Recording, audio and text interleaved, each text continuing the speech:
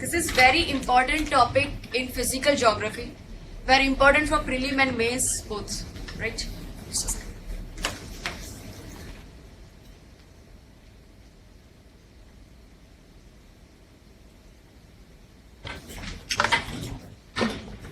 सबसे पहले हमारे अर्थ पे एटमॉस्फेयर की शुरुआत या एटमॉस्फेयर बना कैसे? अर्थ जब एक नेबुला था, एक गैसियस क्लाउड था और वो रोटेट होते होते थोड़ा थोड़ा ठंडा होता गया। उसके दौरान जो अर्ली एटमॉस्फेयर हमारे अर्थ पे बना वो हाइड्रोजन और हीलियम का था।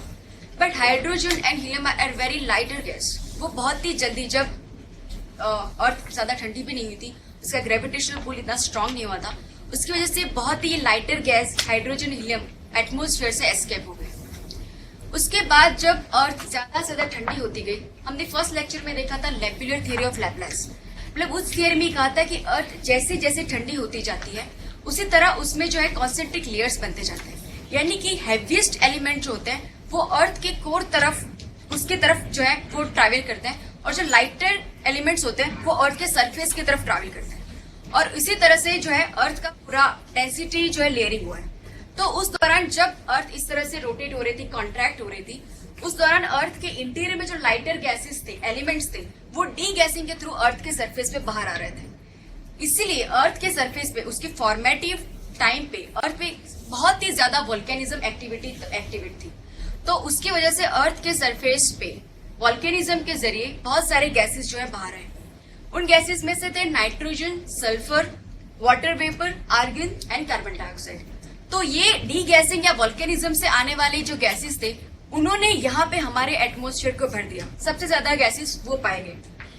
लेकिन इनमें जो वाटर वेपर थी वो वाटर वेपर का कंडेंसेशन हुआ, और कंडेंसेशन के बाद क्लाउड डेवलपमेंट और फिर रेनफॉल हुआ। अर्थ पे कई डिकेड्स या ईयर्स तक जो है कंटिन्यूसली रेनफॉल होती रही, और फिर हमारे जो ओशंस है या वाटर बॉडीज वो सारी फिलअप हुई। ओशन वाटर बने, यानी कि जो रेनफॉल हुआ और जो ओशन जो हमारा पूरा बना, उस प्रोसेस में ये हुआ कि हमारे एटमॉस्फेयर में जो कार्बन डाइऑक्साइड की बहुत ही ज्यादा अमाउंट थी वो बहुत ही ज्यादा कम हो गई, क्योंकि ये जो ओशन वाटर था, रेनफॉल और ओशन वाटर दोनों ही जब ये फिलअप हुआ उस कार्बन डाइऑक्साइड को अपने अंदर बॉटम में ले गए, और इसकी वजह से कार्बन डाइऑक्साइड सिर्फ हमारे एटमॉस्फेयर में 0.03% जितना रह गया। ज्यादातर जो कार्बन डाइऑक्साइड है वो ओशन के बॉटम में चला गया।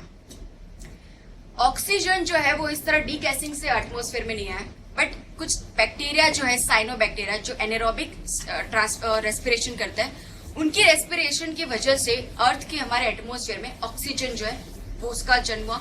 ज्यादा से ज्यादा ऑक्सीजन जो है इन बैक्टीरिया की वजह से हमारे अर्थ पे बना। तो उसके बाद हमारे आज अर्थ में ये सारे गैसेस इस प्रोपोर्शन में पाए जाते हैं: nitrogen, oxygen, argon and then carbon dioxide, neon, helium, ozone, then hydrogen, right. तो जैसे ही हम चलते हैं, सबसे ज्यादा नाइट्रोजन है, then oxygen, then argon, carbon dioxide, neon, helium, ozone and then hydrogen. तो इस तरह से आज जो है हमारा एटमॉस्फेयर का गैसेस का जो है प्रोपोर्शन बना है। इन सभी गैसेस में जो नाइट्रोजन, ऑक्सीजन और हाइड्रोजन है वो और argon, they are the permanent gases. और वाटर वेपर, कार्बन डाइऑक्साइड और जो ओजोन है उन्हें वेरिएबल गैसेस कहते हैं, क्योंकि इनकी quantity region to region vary करती है, और उन्हें इसीलिए, और इनकी कुछ खास प्रॉपर्टी है कि ये जो गैसेस है वो जो है हीट को एब्जॉर्ब कर सकते हैं, इसीलिए उनको ग्रीन हाउस गैसेस भी कहते हैं। उसमें से नाइट्रोजन और आर्गन को इनर्ट गैस कहते हैं। एटमॉस्फेरिक गैसेस, इतने सारे गैसेस जो है एटमॉस्फेयर में रहते हैं, लेकिन वो एक दूसरे के साथ केमिकल इंटरेक्शंस नहीं करते हैं। They don't lose their own property and they act as a single unified gas volume. अब हम चलते हैं कि स्ट्रक्चर ऑफ एटमॉस्फेयर, यानी कि हमारे अर्थ के सरफेस से ऊपर स्पेस तक अर्थ के एटमॉस्फेयर की क्या लेयरिंग हुई है। सबसे पहले हम देखेंगे bottom most layer, troposphere layer. Troposphere layer, हमें ये लगता है कि अर्थ के सरफेस से इस तरह से यूनिफॉर्म जो रेड डॉट है ऐसा उसका हाइट होना चाहिए, यानी कि जो ट्रोपोस्फियर और स्ट्रेटोस्फियर के बीच में ये जो लेयर है जिसे हम ट्रोपोपॉज कहते हैं, right. First is a troposphere, then stratosphere, third is a mesosphere and fourth is a thermosphere. Thermosphere के बाद स्पेस आती है। तो ट्रोपोस्फियर और स्ट्रेटोस्फियर के बीच में जो बॉर्डर है ट्रोपोस्फियर की, उसे ट्रोपोपॉज कहते हैं। हमें ये लगता है कि अर्थ के सरफेस से जो ट्रोपोपॉज जो है वो इस तरह से, ये जो रेड डॉटेड लाइन है, इस तरह से सेम अर्थ के सरफेस को जो है मिमिक करती होगी। लेकिन रियलिटी में ऐसा नहीं है। रियलिटी में ऐसा है कि जो ट्रोपोपॉज की हाइट है, यानी ट्रोपोस्फियर की हाइट है, वो इक्वेटर पे ज्यादा है, अराउंड 18 किलोमीटर, और पोलवर्ड में कम है हाइट, अराउंड 8 किलोमीटर्स, राइट। तो ट्रोपोपॉज इस तरह यूनिफॉर्मली जो है सर्कुलर नहीं अर्थ पे, लेकिन इस तरह से है, यहाँ पे ज्यादा है, यहाँ पे कम है। इसका रीजन यह है कि हमने जैसे आगे देखा कि इक्वेटोरियल रीजन में जो हीट होती है, ग्राउंड में ज्यादा हीट होने की वजह से एयर जो है राइज करती है वर्टिकली ऊपर, और उस राइजन की वजह से यहाँ पे जो क्लाउड्स होते हैं, क्यूमुलोनिम्बस क्लाउड्स कहते हैं, उनकी वजह से यहाँ पे ट्रोपोपॉज की हाइट बहुत ज्यादा रहती है। और पोलवर्ड रीजन में, यहाँ पे रीजन में काफी ज्यादा हीट डेफिसिट रहती है, ठंडा होता है ये रीजन। यहाँ पे जो एयर होती है वो डिसेंड करती है, नीचे जाती है, और इसकी वजह से ट्रोपोस्फियर की हाइट पोलवर्ड रीजन में कम होती है। जैसे जैसे हम आगे जाएंगे you will be more clear. हमने देखा कि ट्रोपोस्फियर में जैसे ही हाइट बढ़ती है, टेम्परेचर जो है कम होता जाता है। ऐसा क्यों होता है? अगर सन ही अर्थ की जो एनर्जी का सोर्स, उसका सबसे बड़ा सोर्स अगर सन है, तो ऐसा होना चाहिए कि हम जितने ही सरफेस से ऊपर जा रहे हैं, सन के नजदीक जा रहे हैं, उतना ही हमारा टेम्परेचर बढ़ना चाहिए। तो फिर हम सन के नजदीक जाते हैं, हमारा टेम्परेचर क्यों कम होता है? हम हिल रीजन में जाते हैं, वहां पर टेम्परेचर क्यों कम होता है? उसका रीजन जो है वो ये है कि सन जो है एक बहुत ही सुपर हीटेड बॉडी है, और ऐसी सुपर हीटेड बॉडी जो रेडिएशन एमिट करती है वो शॉर्ट वेव रेडिएशन होती है। ऐसे शॉर्ट वेव रेडिएशन बहुत ही हाई एनर्जी रेडिएशन होते हैं, लॉन्ग डिस्टेंस कवर करते हैं। हमारा ट्रोपोस्फियर का जो एटमॉस्फेयर है, उस एटमॉस्फेयर में गैसेस है, ग्रीन हाउस गैसेस, जो हीट को एब्जॉर्ब कर सकते हैं। अब ये जो एटमॉस्फेयर के जो गैसेस हैं वो इस शॉर्ट वेव रेडिएशन के लिए ट्रांसफरेंट है, यानी कि इस रेडिएशन से वो हीट जो है एब्जॉर्ब नहीं कर पाते, और हीट जो है अर्थ पर आती है। इस तरह की सन की जो शॉर्ट वेव रेडिएशन की हीट अर्थ पर आती है, अर्थ उसे एब्जॉर्ब करती है, और उसके बाद अर्थ जो है ऐसी हीट को रिफ्लेक्ट करती है। लेकिन अर्थ जिस रेडिएशन में रिफ्लेक्ट करती है, इसे टेरेस्ट्रियल रेडिएशन कहते हैं, वो लॉन्ग वेव रेडिएशन होते हैं, low energy long wave radiation. और एटमॉस्फेयर के जो ग्रीन हाउस गैसेस होते हैं वो इस शॉर्ट वेव रेडिएशन को ट्रांसफरेंट होते हैं, लेकिन ये लॉन्ग वेव रेडिएशन को कैप्चर कर पाते हैं, उसे एब्जॉर्ब कर लेते हैं, राइट। तो इसकी वजह से जो लॉन्ग वेव रेडिएशन से हमारा एटमॉस्फेयर हीट जो है एब्जॉर्ब करता है, यानी कि सरफेस से आने वाले जो रेडिएशंस है उससे हमारा ट्रोपोस्फियर हीटेड होता है। इसीलिए जैसे हम सरफेस से ऊपर जाएंगे ट्रोपोस्फियर में, तो टेम्परेचर जो है वो कम होता जाएगा। इससे रिलेटेड प्लेन 2002 में क्वेश्चन आ चुका है। Normally the temperature decreases with increasing in height from earth surface because atmosphere can be heated upward only from earth surface. True? There is more moisture in the upper atmosphere. No, this is not true. The air, जैसे हम ऊपर जाएंगे moisture जो है कम होता जाएगा. The air is less dense in upper atmosphere. Yes, air जैसे हम ऊपर जाते हैं rarefied होते जाते हैं, कम होती जाती है, और air का भी कम होना यानी कि green house gases का भी कम होना, right? तो इसीलिए एयर जो है उसकी वो भी डेंस होती है, कम होती है, और इसकी वजह से भी ट्रोपोस्फियर में जैसे हम ऊपर जाते हैं हमारा टेम्परेचर जो कम होता जाता है। So the answer will be C 1 and 3। अब हम चलते हैं ट्रोपोस्फियर का ऊपर का layer stratosphere.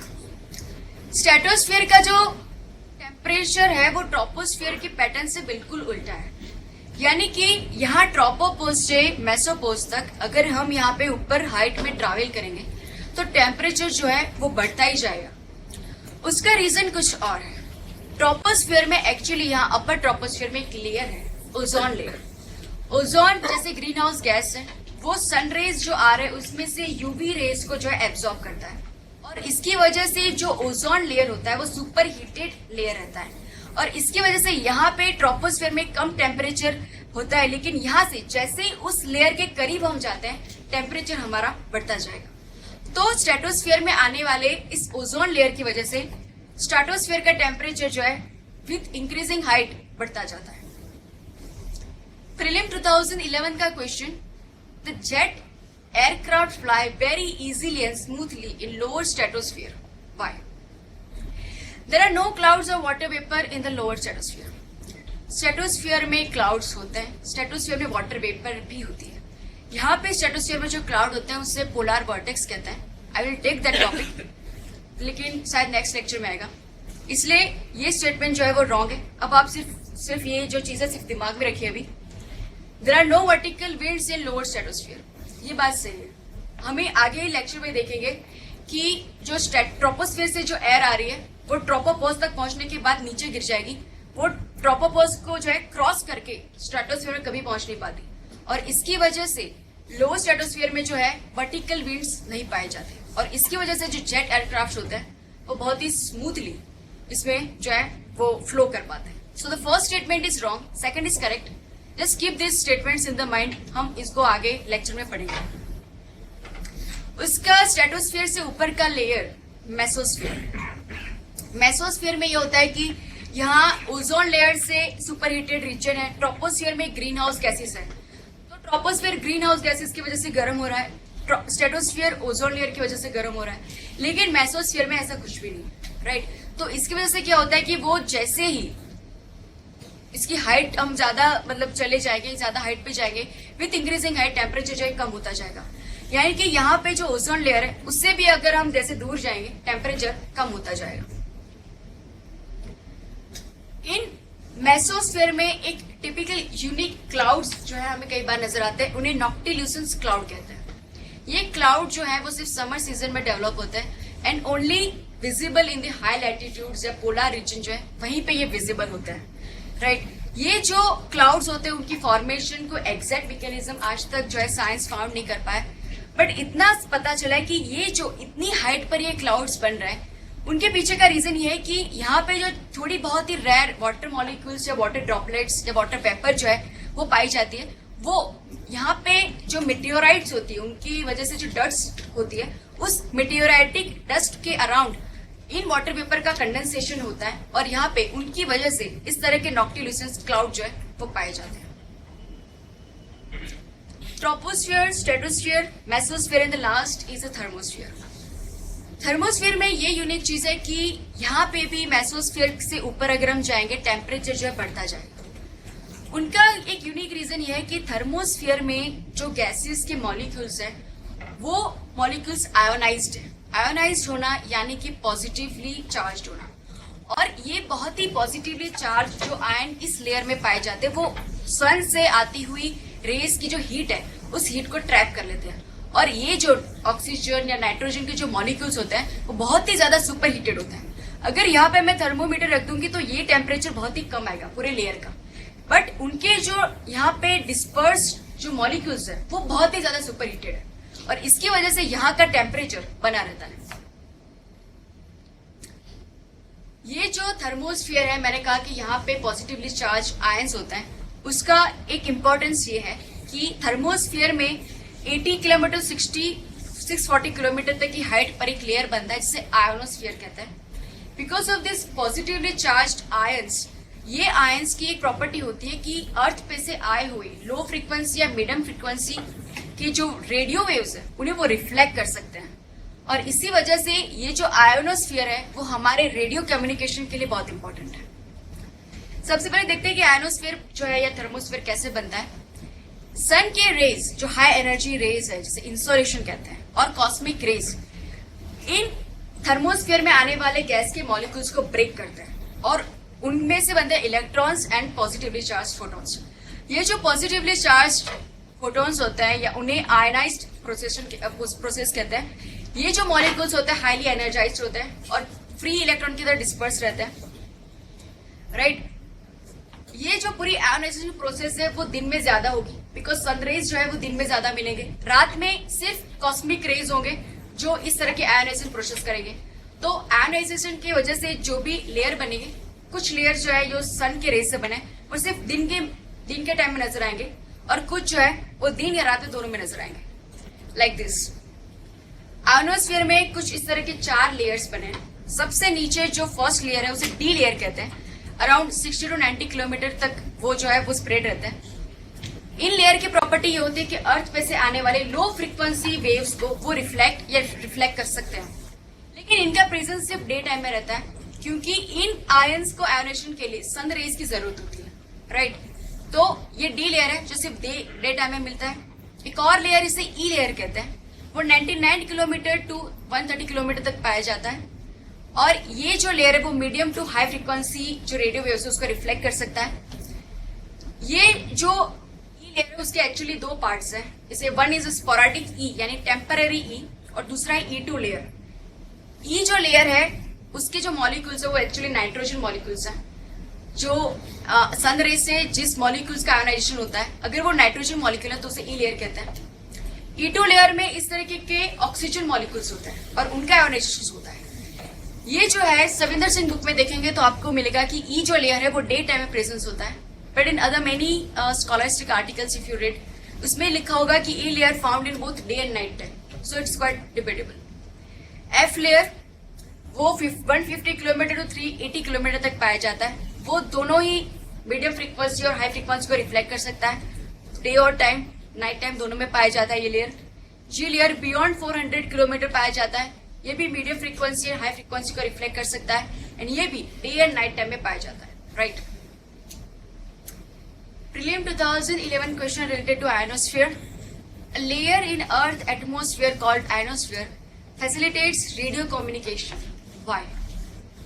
Presence of ozone cause the reflection of radio waves to the Earth?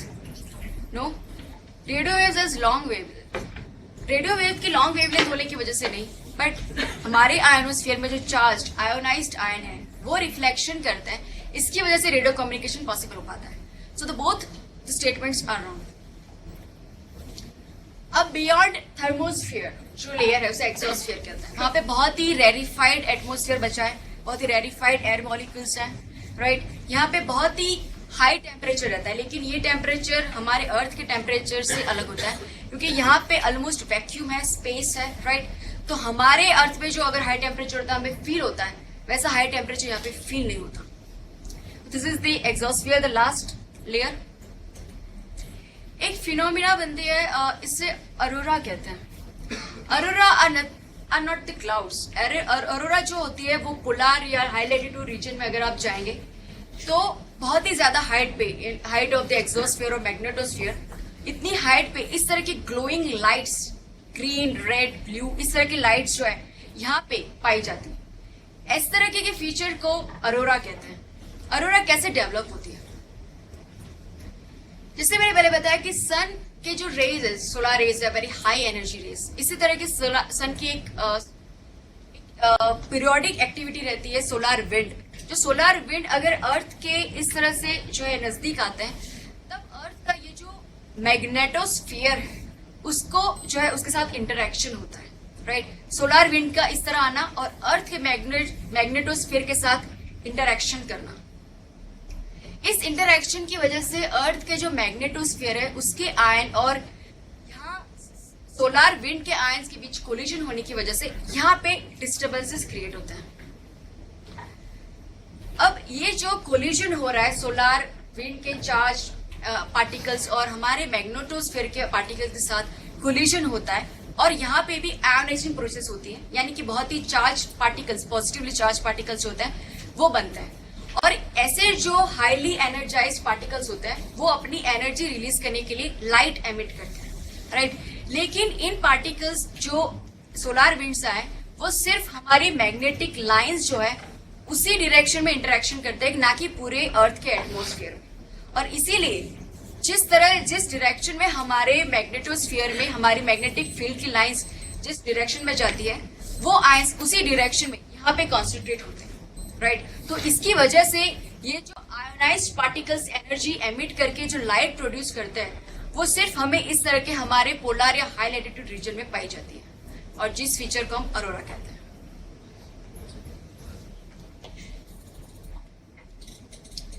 Now